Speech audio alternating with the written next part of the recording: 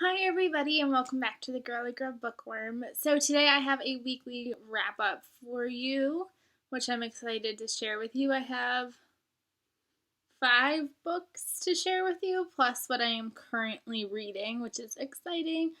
I was hoping to have my 2 books that I was still waiting on to share with you. One of them has arrived and I will share that with you. But the other one that I pre-ordered, it was released today, but it's not getting here till tomorrow, which is so frustrating because I ordered with Amazon Prime.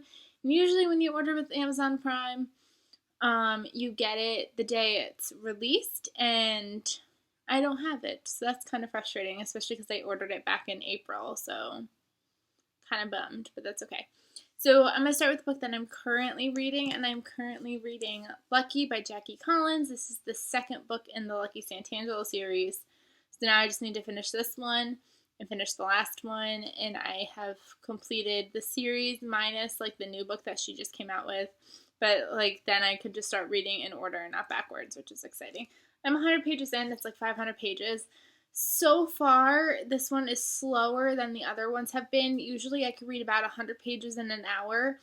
And I started this morning and I'm 100 pages in, but it almost took me like 2 hours to do it.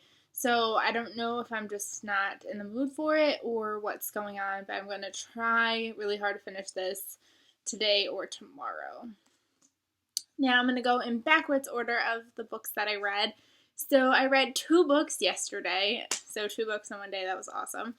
The first book that I had finished during the day was Nights in Rodanthe by Nicholas Sparks. Very, very short book. I think it was like only 212 pages. I've been putting this book off for so long that I finally, now that I've been doing my like new old, even though I kind of already, I'm not doing that already.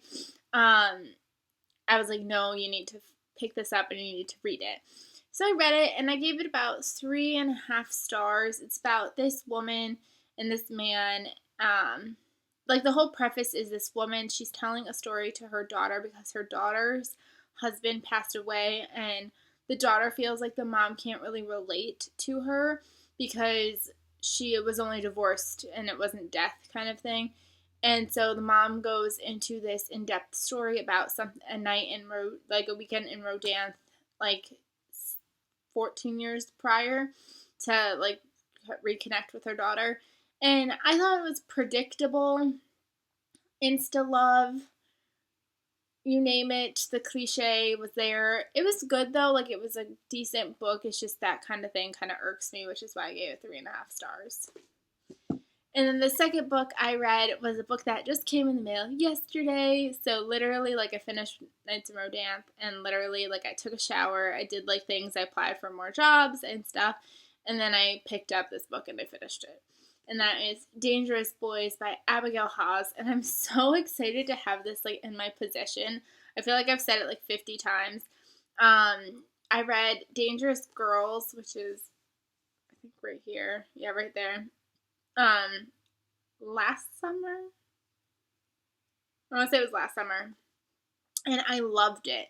And I really wanted to get my hands on Dangerous Boys. They're not really sequels, like they're not related, but they kind of have like a similar like plot line, like one of those like mystery like where you don't get all the information till the end kind of thing. And so I've been really wanting to get my hands on this one. But in the US, for some reason, we only have the ebook available to us. We don't have a physical copy of this book, at least everywhere I've looked, anyways.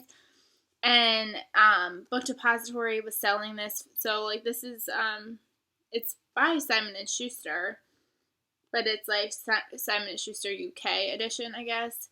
And so I'm finally glad to have this, like, in my hands, and I was excited to have it. And this follows a girl named Chloe and these 2 brothers, Ethan and Oliver. And it sets up with a fire in the scene where Chloe is pulling one of the brothers out of this fire. We don't know which brother it is until probably the middle or the end. And so it just takes you back to the then, and it kind of takes you back between then and now. I enjoyed it, but I didn't love it as much as I like Dangerous Girls. I think I just like Dangerous Girls plotline a little better. And like with Dangerous Girls, you had like police soundings and like text messages and emails and like things like that and scattered between this, and this didn't really have that. So I think that was what was lacking in this book, but I still really enjoyed it and I gave it 4 stars. Now, this book, you can notice there a C sticking out of there. The Perfect Witness by Iris Johansen. I hated this book. I think I ended up giving it 2 stars because the ending kind of picked up. And I disliked it enough that like I just bought this and I already would like to return it. I don't know what the deal with bargain price books are, like if you could return it or not. But it's like an absolute perfect condition. I did not ruin it at all while reading it. And it was awful, but it was one of those like, well, if I can't return it, I better just finish it anyways. And I don't know, I didn't like it. It was about this girl and she has this ability to like read people's pasts, and like it takes up and she's like running from these 2 like mobster guys, and it was just like you kind of got the idea that her father was a mobster, but I had no idea why these people were after her, and they called her like the perfect witness and things like that, and like she was gonna testify against somebody, but I didn't understand why. There was just not a lot of understanding why things were happening, and all of a sudden like this guy saves her, but he has ulterior motives and he puts her in the witness protection agency pretty much, but then they're in this other country trying to kill this other guy. Like it was just so much, but like none of it made sense. Like I did not understand the point whatsoever, and I gave it 2 stars just because the ending kind of picked it up just a little bit, but really I wanted to give it 1 star. 2 star was very, very generous. And I had been looking forward to this, but then once I started looking at Goodreads too, like I'm not the only person that thought this. A lot of 2 and 1 star ratings for this book, so that was very, very unfortunate. And then before that, with my order of books, I had to pick one of those books up right away, and I picked up Get Dirty by Gretchen McNeil. Loved this book. Gave this book 5 stars. It was so good. It's the sequel to Get Even in the Don't Get Mad series.